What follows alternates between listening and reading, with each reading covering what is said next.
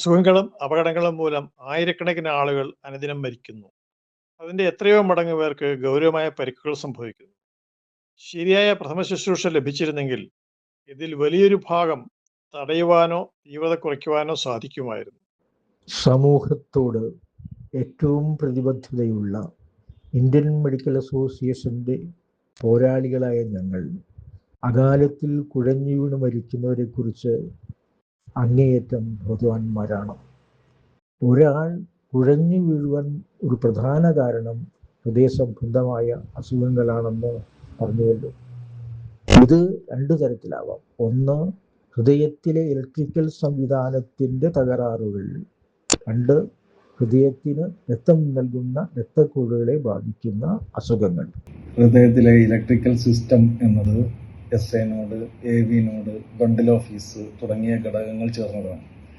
ഈ സംവിധാനത്തിൽ ഗുരുതരമായ തകരാറുകൾ സംഭവിക്കുമ്പോൾ ഹൃദയത്തിൻ്റെ പ്രവർത്തനം പെട്ടെന്ന് നിലയ്ക്കാനിടയാവും. ഈ അവസ്ഥയെയാണ് ഹൃദയസ്തംഭനം അഥവാ കാർഡിയാക് അറസ്റ്റ് എന്ന് വിളിക്കുന്നത്.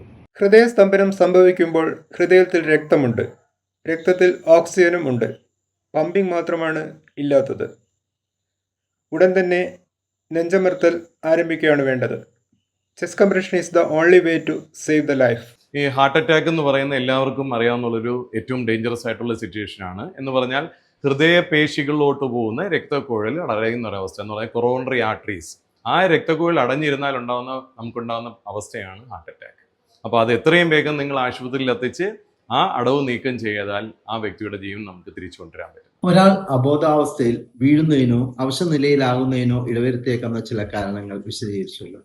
ഇത്തരം സംഭവങ്ങൾക്ക് ദൃക്സാക്ഷിയാവുന്നത് തന്നെ ശരിയായ പ്രഥമ ശുശ്രൂഷയും ജീവൻ രക്ഷാ പ്രവർത്തനങ്ങളും ആരംഭിച്ച് ശരിയായ രീതിയിൽ കൂടുതൽ പരിചരണം നൽകുന്നതിനായി ശരിയായ സ്ഥലത്ത് രോഗിയെ എത്തിക്കുകയാണ് വേണ്ടത്. ഇത് എവിടെ വെച്ച് വേണമെങ്കിലും സംഭവിക്കാം. വീട്ടിലാവാം, പൊതുസ്ഥലത്താവാം, ജോലി ചെയ്യുന്ന സ്ഥലത്താവാം. ഇതിന് ദൃക്സാക്ഷികളാകുന്നത് വീട്ടുകാരായിരിക്കും, കൂടെ ജോലി ചെയ്യുന്നവരായിരിക്കാം, വ്യാപാരികളായിരിക്കാം, വാഹനം ഓടിക്കുന്നവരായിരിക്കാം, വിദ്യാർത്ഥികളുമാകാം. അതുകൊണ്ട് തന്നെ ഓരോ പൗരനും ജീവൻ രക്ഷാ പ്രവർത്തനത്തിൽ ചെറിയ അറിവും പരിശീലനവും ലഭിക്കേണ്ടതാണ്.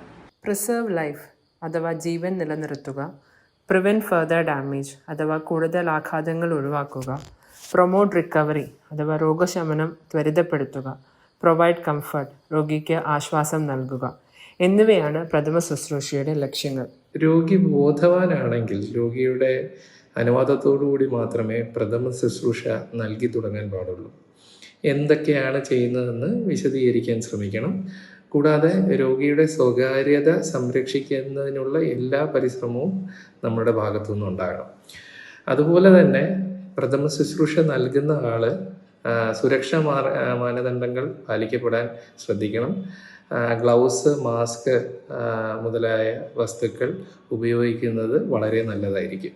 ശരിയായ ജീവൻ രക്ഷാ പ്രവർത്തനങ്ങളും അതുപോലെ തന്നെ പ്രഥമ ശുശ്രൂഷയും സമൂഹത്തിലെ വിവിധ തുറകളിലുള്ള ജനങ്ങളിലേക്ക് അവരെ പഠിപ്പിക്കുക എന്ന ഉദ്ദേശത്തോടു കൂടിയാണ് Indian medical association Kerala state ബ്രാഞ്ചിൻ്റെ എമർജൻസി ലൈഫ് സപ്പോർട്ട് ട്രെയിനിങ് അഥവാ അടിയന്തര ചികിത്സാ പരിശീലനം ആരംഭിച്ചത്.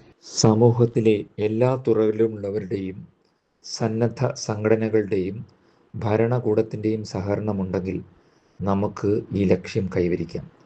നമുക്കൊരുമിച്ച് പ്രവർത്തിക്കാം. ഇതിനായി IMA തയ്യാറാക്കുന്ന പുസ്തകങ്ങളും വീഡിയോകളും കഴിയുന്നത്ര ആളുകൾ എത്തിക്കുമല്ലോ. ഓരോ പൗരനും ഒരു ജീവൻ രക്ഷാപ്രവർത്തകൻ. പരിശ്രമിക്കാം നമുക്കൊന്നായി. ഒരാൾ കുഴഞ്ഞു വീഴുന്നതിനും അവശ നിലയിലാകുന്നതിനും മരിക്കുന്നതിന് തന്നെയും ഇടയാക്കിയേക്കാവുന്ന ചില കാരണങ്ങളാണ് കഴിഞ്ഞ 3 വീഡിയോകളിൽ വിശദീകരിച്ചത്. ഇത്തരം സാഹചര്യങ്ങളിൽ ഒരു സാധാരണക്കാരൻ എന്താണ് ചെയ്യേണ്ടത് എന്ന് അടുത്ത ദിവസങ്ങളിൽ വിവരിക്കാം.